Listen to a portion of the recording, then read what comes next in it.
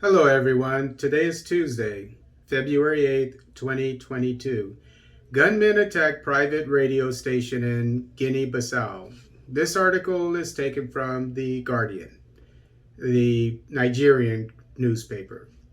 Gunmen in Guinea Bissau on Monday ransacked a private radio station critical of the government, a manager said, in an attack that follows a foiled coup in the West African country last week. What masked assailants arrived at the station in the capital Bissau in 4x4s and started shooting and trashing radio equipment, according to one of its managers.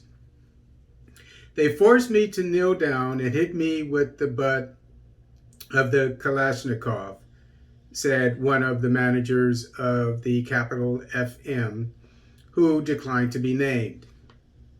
A colleague was wounded trying to escape, he added. Our equipment was destroyed. We stopped broadcasting. Capital FM is highly critical of the government. President Umaro Sissoco Embalo, 49, and considered close to Guinea-Bissau's formerly dominant African Party for the Independence of Guinea and Cape Verde, PAIGC. Attacks on the station have become more common in recent years. In July 2020, unidentified gunmen also broke into the station and destroyed equipment. So this was when the new president, just after he got elected president. The most recent incident comes after a coup attempt on February 1st that claimed 11 lives in impoverished Guinea-Bissau. Neither the identity nor the motives of the coup plotters was clear, and the army has launched an investigation. Embalo, a reserve brigadier general, took office in February 2020 after winning an election that followed 4 years of political infighting under Guinea-Bissau's semi-presidential system. Now, you know that I, as a military man, I love to see a military man or woman as the head of state because in Africa, because it's so important when it comes to security, because they know things second nature, what need to be done. But there are good military men and there are bad military men. And I don't like to see the bad military men become heads of state in Africa. His chief opponent, PAIGC candidate Domingos Simões Pereira, bitterly contested the result, but Embalo declared himself president without waiting for the outcome of his petition to the Supreme Court. So we see that this man, there's something about him, this new president of Guinea-Bissau. I mean, he's not all there. You don't just take over as president, as head of state, without being properly placed in office. And obviously he wasn't put into office properly without all of the branches of the government, in this case the Supreme Court, being on board. On Saturday, security forces also prevented PAIGC members from holding a meeting in Bissau. Guinea-Bissau, a coastal state of around 2 million people south of Senegal, has suffered 4 military coups since 1974, its most recent in 2012. And I have to add to this a video I put out yesterday about Guinea-Bissau and how it was announced by the government that they were going to up the ante with their surveillance, and I said that it could be one of two things. Either it's to to protect the inhabitants of the country from predators, like maybe child molesters and things of that nature, because that occurs in Africa, uh, and whatnot, just to make the country safer. Because this is another thing that I've recommended.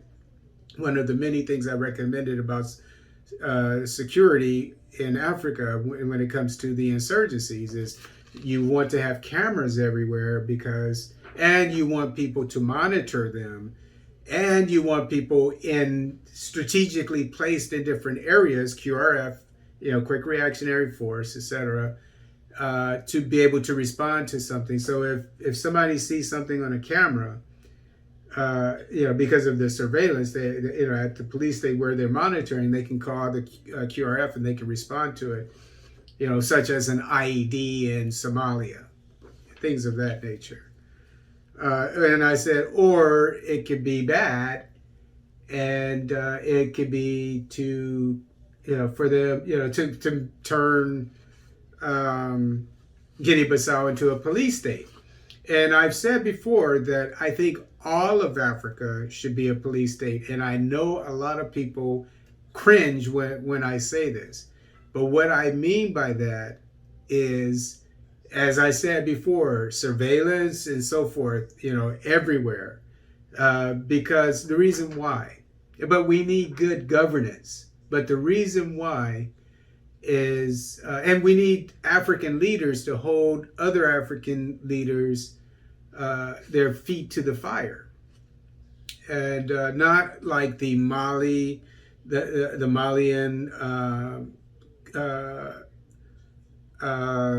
junta, which I think is trying to make things better, or the Guinea junta, etc., or the Burkina Faso. They're all sanctioned or whatever, or blackballed by the ECOWAS. I'm not talking about that. I'm talking about leaders. Like, I don't want to go into off on a tangent, but when leaders are not doing what they should be doing, I think the AU and these, ECOWAS and etc., EAC, East African Community, things, but really, the AU should come down and investigate these situations, so that everybody knows what's going on in this country, at the very least. But I say that, it seems that he's turning it into a police state so that he remains in power, maybe, whatever. But the reason why I just want to clarify what I meant by I believe all of Africa should be a police state. And what I meant by that is what I said earlier. And the reason why is because Africa is being looted. And I would assume, and I'm going to place my reputation online here, I would assume that a lot of our kids, etc., mainly kids, are being kidnapped and taken who knows where. So that's what I mean by a police state. We need surveillance, and we need security. So everywhere, so that, because we have the richest continent in the world, we have so much to protect, but we're not doing that. And that's what I mean by we need to turn Africa into a police state. I went off on a tangent, but this man, what he's doing, I do not trust it. And I just reported yesterday about the same thing, and now they're ransacking, they're destroying equipment of destroying a radio station of a different political party. And when I say they, I'm not saying who did it, but it was done. So it seems pretty suspicious to me, but I don't like to make assumptions that I can't back up.